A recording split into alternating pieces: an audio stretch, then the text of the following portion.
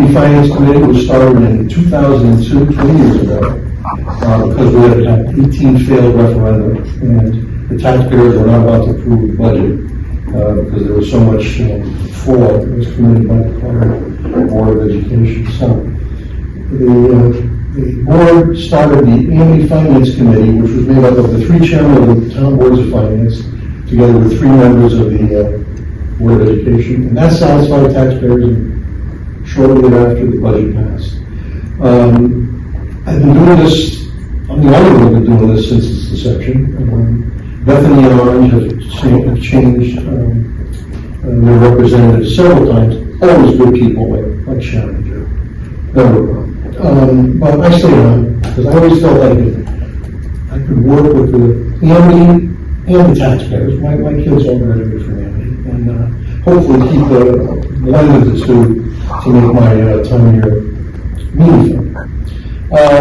And it's always worked, except the past year and a half, I have felt that we are disregarded and not terribly important to the board, because there are very, very few instances when we vote no on something. Very few.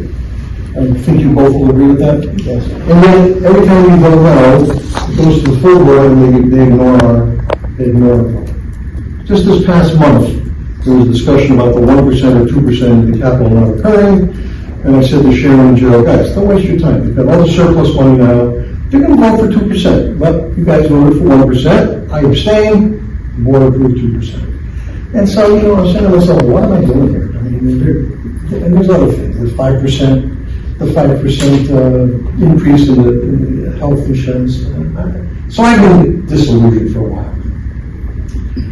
My last straw for me was the surplus issue. Something that I've always had disagreements with Mr. Leahy about, and that is the surplus, and his feeling that we should vote for a lower budget. And I always said, look, I'm content. It's there for us to see. It's very transparent, and whatever they don't spend, they return to the taxpayers who gave them money in the first place. But of course, we all know now that that's no longer going to happen. And I know it's easy for the administration and the board to say, well, the statute is very clear. The board shall, keep that word in mind, shall use any budget appropriation which has not been expended by the end of the fiscal year to reduce the net expense of the district for the following year. I contacted 4 very, very qualified attorneys I work with, and I read this to them, and they all chuckled that the word shall is being used. I printed off this, you can all go and Google it. It's a legal document, it's called shall and must.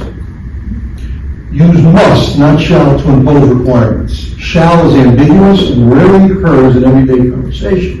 The legal community is moving to a strong preference for must as the clearest way to express a requirement or obligation. First, lawyers regularly misuse it as to mean something other than has a duty to. It has become so corrupted by misuse that it has no firm meaning. Second, it breeds litigation. There are 76 pages in words and phrases that summarize hundreds of cases interpreting shall. One attorney in particular I spoke to said he would have no problem defending the enemy if they decided to continue the precedent and return the money to the towns, because the word shall is not binding. However, the board moved based on the auditors who never picked it up. I mean, there are auditors who never criticize us for doing this. And a couple of attorneys who said that. And they did. It was the shall means, according to my attorneys, they could keep the money or they could return the money. It gives them the leeway, but they decided to keep the money. And like I said, that is the final straw for me.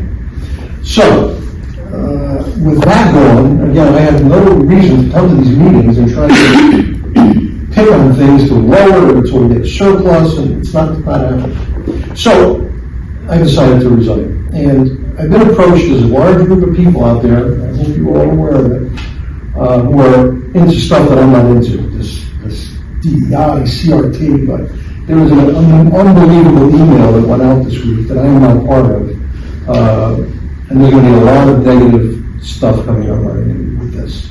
These people are, I mean, the roster of people here are just amazing. I know many of them. A couple of our clients of mine, to be honest with you. And so I think there's going to be a lot of fighting and bickering about this stuff, and it doesn't interest me. But however, Two of the people in this have asked me to get on board with the finance, to work with them on finance, and I've agreed to do it. So that's where I'm going to be spending my time. I will now be working with Jim Lake. How does that sound?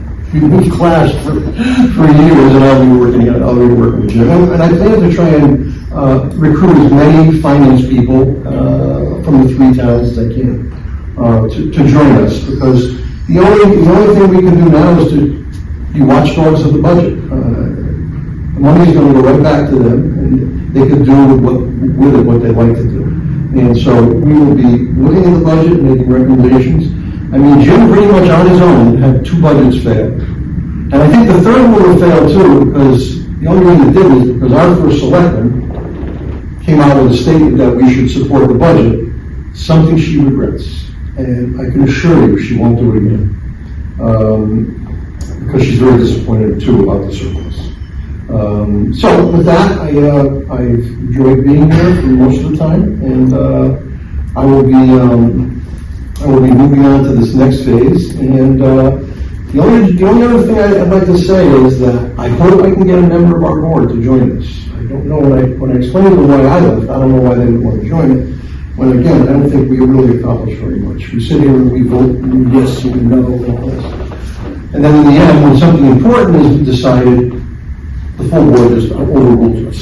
And so, that's up to you. But that's where I'll be, and we'll see if I can get somebody from my, it's going to be a while, because we're meeting this Thursday, and there's only 4 of us there, so I don't know, it's something we're going to have to look into, because at your next meeting, you might not have somebody to replace me, if we have somebody to replace me at all. And I guess if we can't get anybody to replace me, then that's the end of the finance committee. So, with that, I will, like I said, I was planning to resign at the beginning, but that's not going to work. So, at the end of this meeting, I will resign so this meeting can continue on. Thank you.